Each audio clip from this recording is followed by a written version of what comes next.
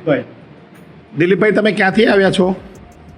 મારે આવવાનું માંડવીથી, ગામ છે આંબા પાર્ટી. તકલીફમાં તો શું હતું કે થોડું સંભળાતું નહીં હતું બરાબર, ને ધીમું બોલે એ નહીં સંભળાતું હતું. કેટલા વર્ષથી? એ લગભગ 10-12 વર્ષ તો થઈ ગયા છે અંદાજે.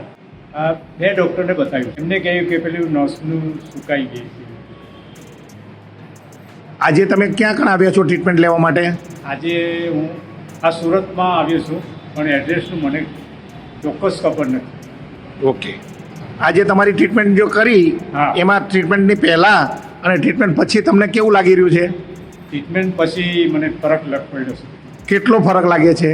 એમાં એકચ્યુઅલી આમ આજે તો ખાધું પણ નથી, કંઈ નથી, એટલે આમ તો થોડું મને ઘણો જ ફીલ લાગે છે. તો તમારા જેવા પેશન્ટ તો બધી જગ્યાએ હોય, તો એને તમે શું સંદેશો આપશો? કંઈ નહીં, મારો અભિપ્રાય હું આપીશ. હું જાતે પોતે જઈ આવ્યો છું આ દવાખાને કે પછી આપણા, તો મને એટલો ફરક પડેલો છે. એવી તું માહિતી આપ.